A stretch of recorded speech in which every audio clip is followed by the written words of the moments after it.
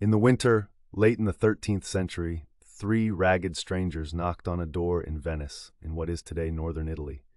They claimed to be the Polo family, gone for 24 years, but no one in the city recognized their faces. As later Venetian tradition tells it, the three men hosted a banquet and tore open the seams of their coarse coats. Out tumbled rubies, sapphires, and emeralds, sewn into the cloth across the whole breadth of Asia. Whether the jewels were real or not, the road behind them certainly was, and it reshaped how Europe saw the world. But to understand how three Venetians reached the far edge of the known world, we must go back 24 years earlier. Venice then was Europe's gateway to the East, a republic of merchants grown rich on the spice and silk trade.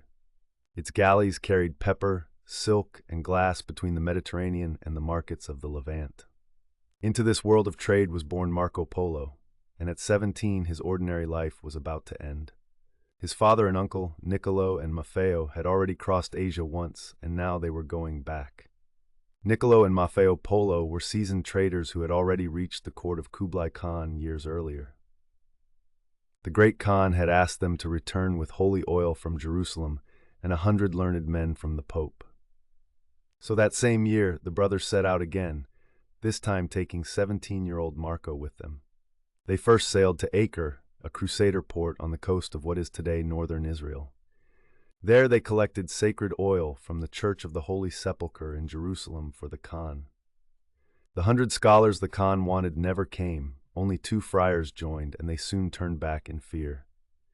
The Polos pressed on alone, carrying a golden tablet of safe passage given by the Mongols. This paisa was a passport across the largest land empire the world had ever known. From Acre their road bent inland, toward Persia and the mountains beyond.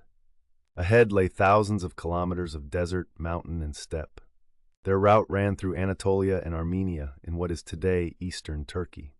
They descended toward Hormuz, a port on the coast of what is today southern Iran. At Hormuz, the Polos hoped to find a ship to carry them by sea toward China. But the vessels seemed unsafe, sewn together with cord instead of nails, so they chose the land road.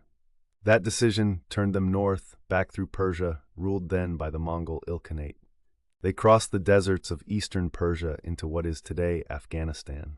In the highlands, Marco fell ill, and the party rested for nearly a year so he could recover. Then came the Pamir, mountains on the borders of today's Tajikistan, Afghanistan, and China. Marco wrote that the air was so cold and thin that fires burned dim and gave little heat. Beyond the roof of the world lay the deserts that guarded the Silk Road into China. The Persia the Polos crossed was no backwater. It was the Mongol Ilkhanate, a great power of the age. Centered on what is today Iran and Iraq, it linked the Middle East to the heart of Asia. Its cities, Tabriz and Baghdad, were hubs where Chinese silk met Mediterranean gold.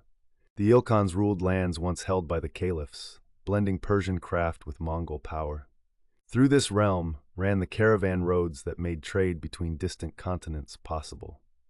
Caravanserai, roadside inns, offered shelter, water, and safety about a day's march apart.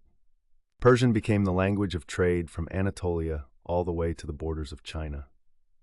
For the Polos, the Ilkhanate was both a highway out and, decades later, a destination once more. Its stability under Mongol rule was exactly what made Marco's travels possible at all. This was the western anchor of a trading world that stretched all the way to the Pacific. After 3 to 4 years on the road, the Polos finally reached the realm of Kublai Khan.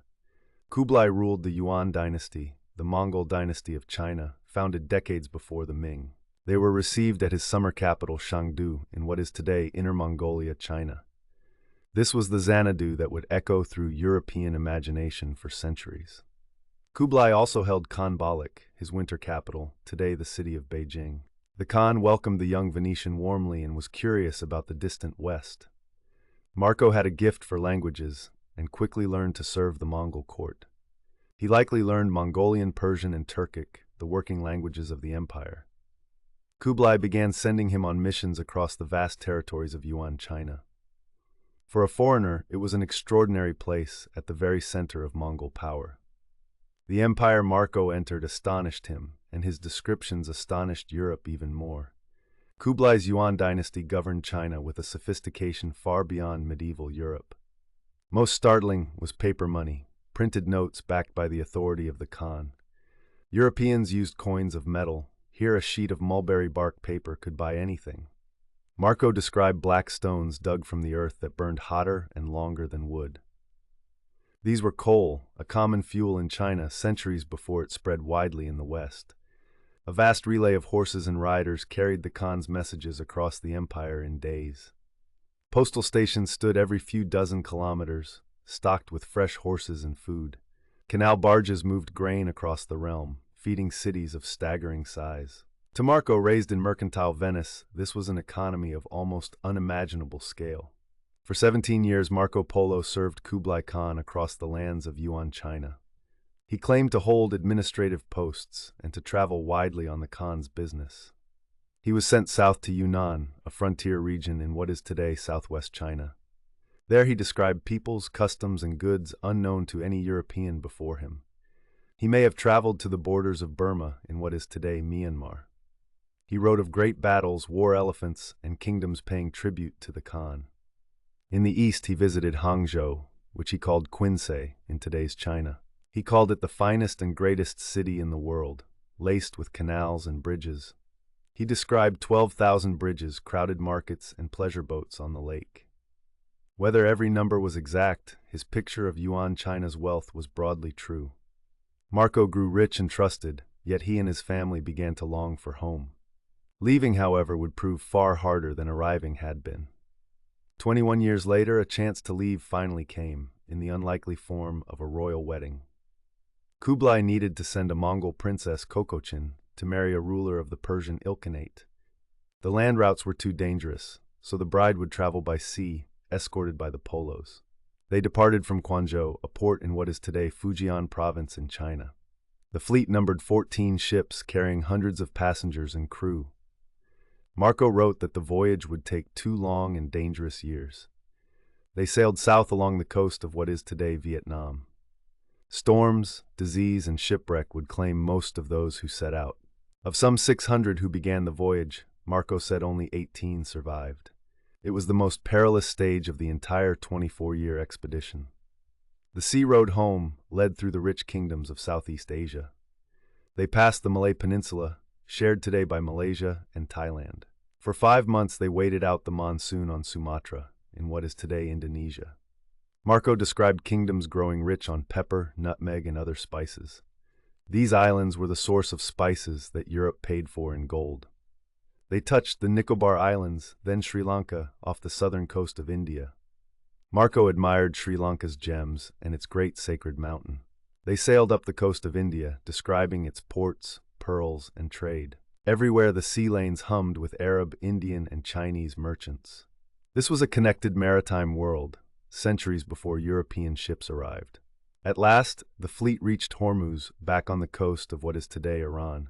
But the princess's intended husband, Argan, had died during the long voyage.